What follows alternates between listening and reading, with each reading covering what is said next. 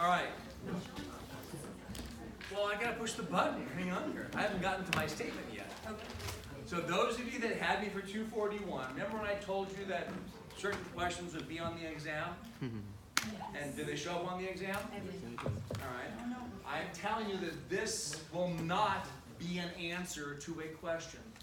Do not use this as an answer to a question, and as sure as I have gray hair, somebody's gonna, 2 or 3 of you will use it as an answer. I'm already trying to help save you points.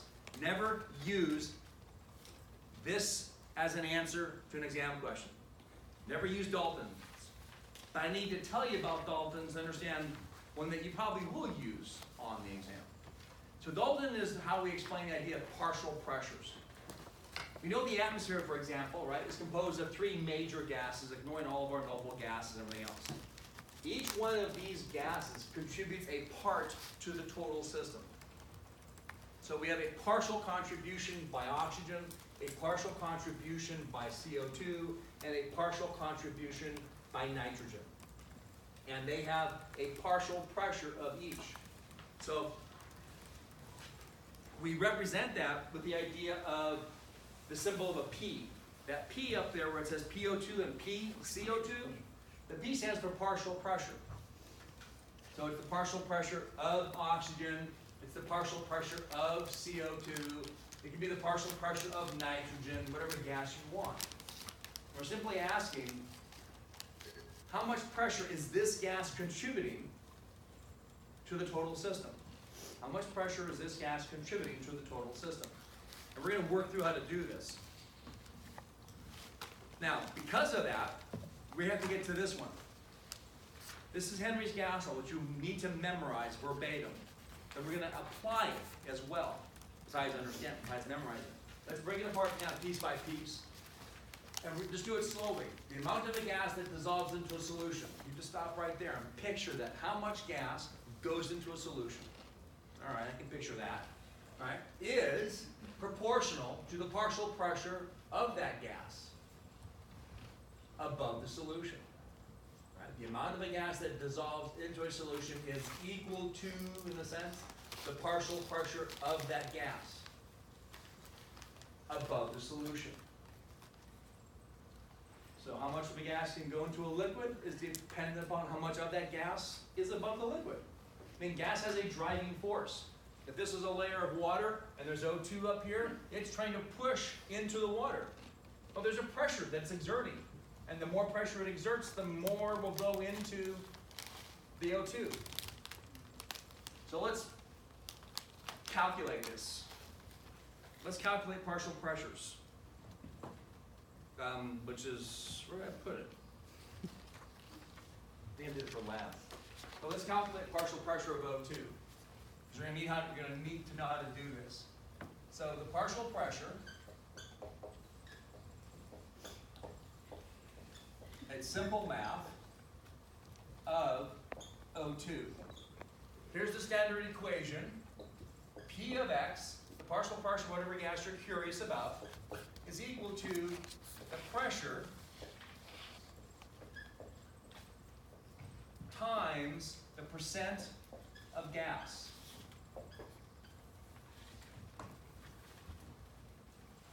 Now let's fill in some of the blanks here. So the partial pressure of O2, that's the gas I'm curious about, is equal to pressure. Well, what is pressure at sea level? It's 760 millimeters of mercury. That's the pressure number we're going to use.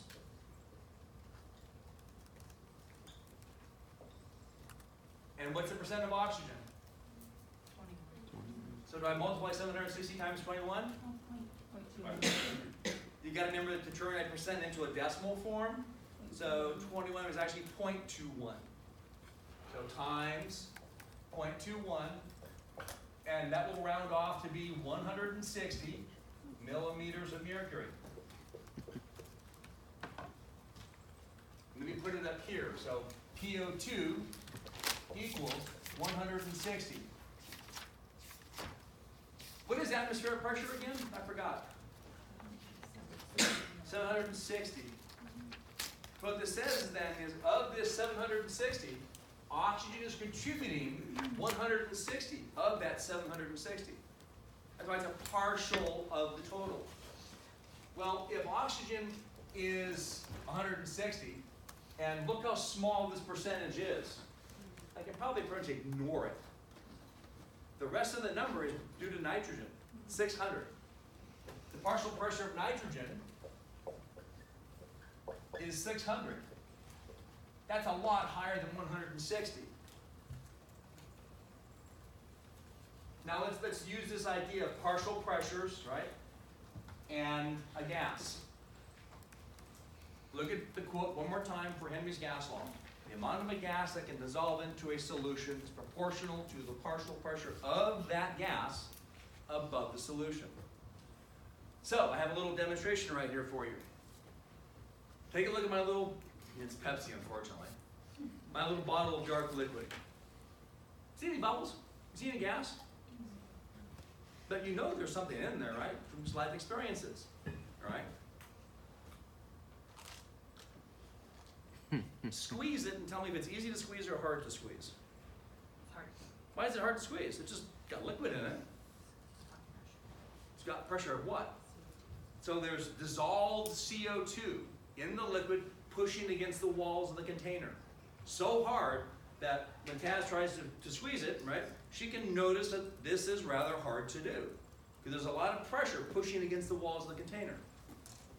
Now, is there an area above the liquid in this little container? Yeah. Now, watch what happens when I pop the lid. I want you to notice two things. Listen and look.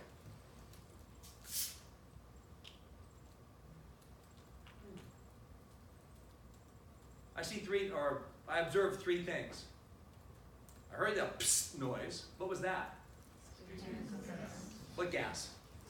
Air and carbon dioxide. Mainly carbon dioxide was actually leaving here. And why was carbon dioxide leaving this area above the and going outside?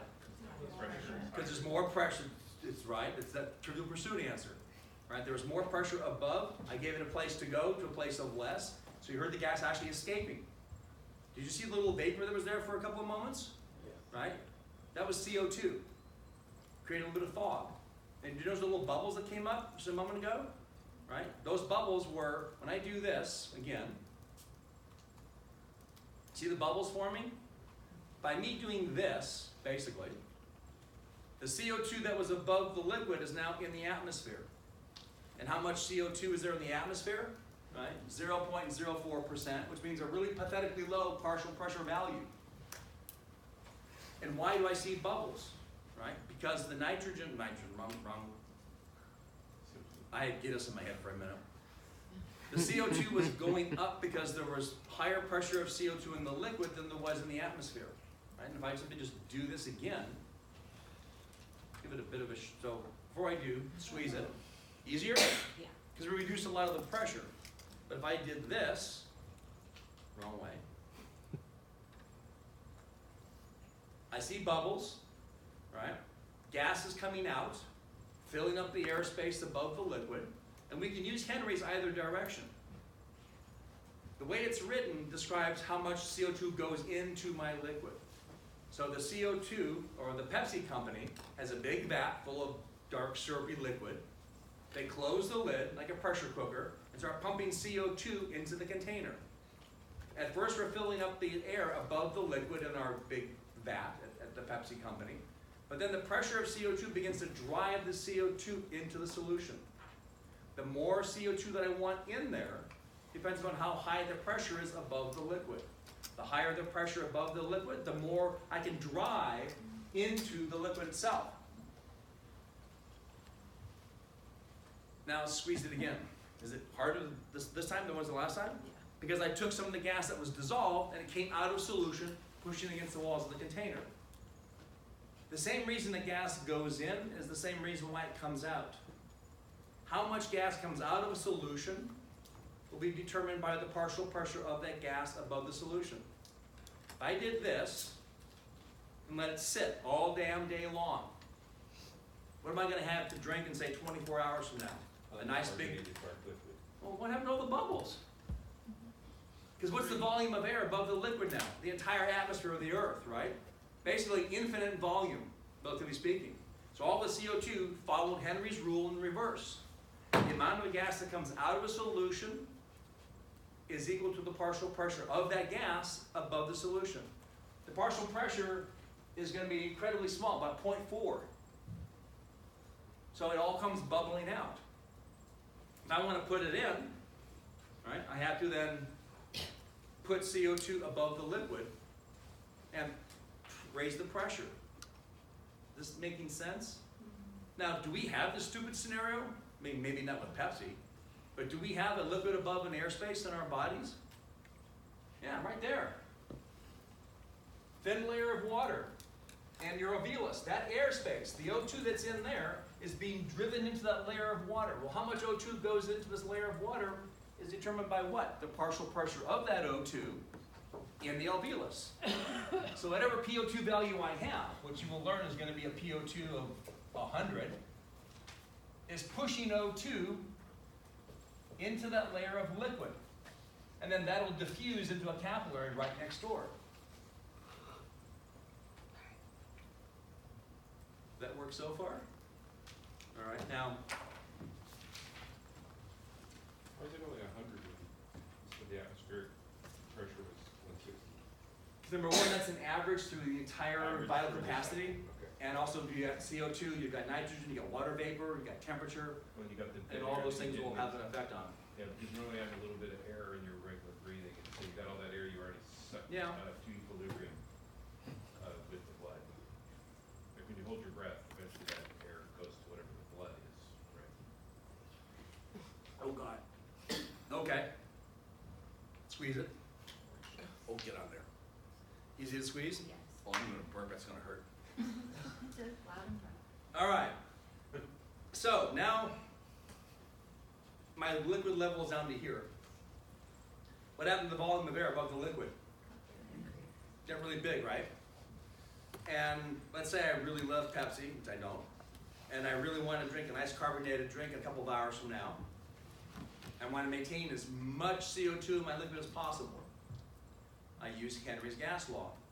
The amount of the gas that comes out of a solution is proportional to the partial pressure of that gas above the solution.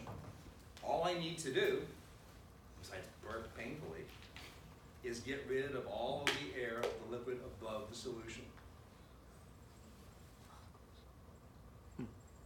Now where can the CO2 that is in my Coke go?